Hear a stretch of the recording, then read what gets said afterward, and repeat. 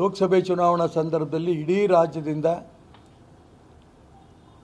ಕುರುಬರು, ಉಪ್ಪಾರರು, ಮಡಿವಾಳರು ಎಲ್ಲ ಸಮಾಜದವರು ಕೂಡ ಹಿಂದುಳಿದವ್ರಿಗೊಂದು ಅವಕಾಶ ಮಾಡಿಕೊಡಿ, ಕುರುಬರಿಗೊಂದು ಅವಕಾಶ ಮಾಡಿಕೊಡಿ, ಬಹಳ ಮೂರನೇ ಶಕ್ತಿಯಾಗಿದ್ದಾರೆ ಕರ್ನಾಟಕದಲ್ಲಿ ಅಂತ ಹೇಳ್ತಾ ಇದ್ರು.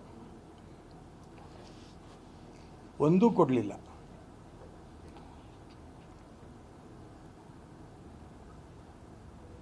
ಈಗ ಈ ಎಲ್ಲ ಅಂಶಗಳು ಕರ್ನಾಟಕ ರಾಜ್ಯದಲ್ಲಿ ಚರ್ಚೆ ಆಗ್ತಾ ಇದೆ. ಚರ್ಚೆ ಆಗಬೇಕು ಅನ್ನೋಂಥ ಒಂದೇ ಉದ್ದೇಶಕ್ಕೆ ನಾನು ಚುನಾವಣೆ ಸ್ಪರ್ಧೆ ಮಾಡಿದ್ದು ಕೂಡ. ನಾನು ಗೆದ್ದು ಬಿಡ್ತೀನಿ ಅನ್ನೋಂಥ ಆಮೇಲೆ ಮಾಡ್ತೀನಿ.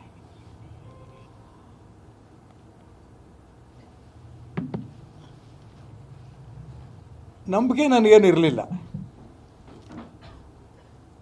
ಆದರೆ ಚುನಾವಣೆ ಸ್ಪರ್ಧೆ ಮಾಡಬೇಕು ಬೇಡ ಅಂತ ಚರ್ಚೆ ಮಾಡಿದಾಗ ಮಂಜುನಾಥ್ ಮೆಕಡೇಮಿಯಾ ಕೃಷಿಯಲ್ಲಿ ಎಕರೆಗೆ ವರ್ಷಕ್ಕೆ 20 ಲಕ್ಷ ಗಳಿಸ್ತಿದ್ದಾರೆ. ನೀವು ಕೂಡ ಅವರಿಂದ ಕಲಿಬೇಕಾ? ಅವ್ರ ಜೊತೆ ವಿಡಿಯೋ ಕಾಲ್ನಲ್ಲಿ ಮಾತಾಡಬೇಕಾ?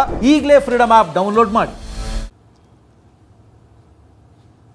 ಇಡೀ ಜಿಲ್ಲೆಯ ಜನ ಇಂಥ ಪರಿಸ್ಥಿತಿ ಭಾರತೀಯ ಜನತಾ ಪಾರ್ಟಿಲಿ ಇರಬೇಕಾದ್ರೆ ರಾಜ್ಯದ ನಾಯಕರು, ಕೇಂದ್ರ ನಾಯಕರು, ಪರಿವಾರದವರು ಎಲ್ಲರೂ ಕೂಡ ಈ ಪರಿಸ್ಥಿತಿಯನ್ನು ಸರಿ ಮಾಡಬೇಕಾದ್ರೆ ಚುನಾವಣೆ ಸ್ಪರ್ಧೆ ಮಾಡೋದು ಸೂಕ್ತ ಅಂತ ಹೇಳಿದ್ದಕ್ಕೋಸ್ಕರ ಸ್ಪರ್ಧೆ ಮಾಡಿದೆ ನಾನು.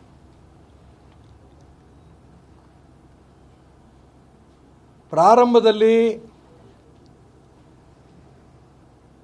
ನಿರೀಕ್ಷೆಗೆ ಮೀರಿ ಬೆಂಬಲ ಸಿಕ್ತು. ನಾಮಿನೇಷನ್ 30-35 ಸಾವಿರ ಜನಕ್ಕೂ ಹೆಚ್ಚಿಗೆ ಬಂದರು. ಎಲ್ಲ ಮಂಡಲದಲ್ಲೂ ಕೂಡ ಎಲ್ಲ ವಿಧಾನಸಭಾ ಕ್ಷೇತ್ರಕ್ಕೂ ಅತಿ ಹೆಚ್ಚು ಬೆಂಬಲ ಸಿಕ್ತು. ಒಂದು ವಾರ ಇರಬೇಕಾದ್ರೆ ಒಂದು ದೊಡ್ಡ ಮೆರವಣಿಗೆನೂ ಕೂಡ ಆಯಿತು, ದೊಡ್ಡ ದೊಡ್ಡ ಸಮಾವೇಶಗಳಾಯಿತು. ಆದರೆ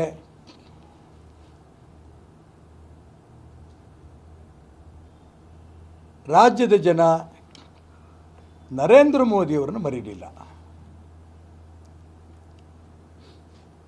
ಹಾಗಾಗಿ ಶಿವಮೊಗ್ಗ ಲೋಕಸಭಾ ಕ್ಷೇತ್ರ ನರೇಂದ್ರ ಮೋದಿಯವರ ಪ್ರಭಾವದಿಂದ ಭಾರತೀಯ ಜನತಾ ಪಾರ್ಟಿ ಗೆದ್ದಿದ್ದು ಹೌದು.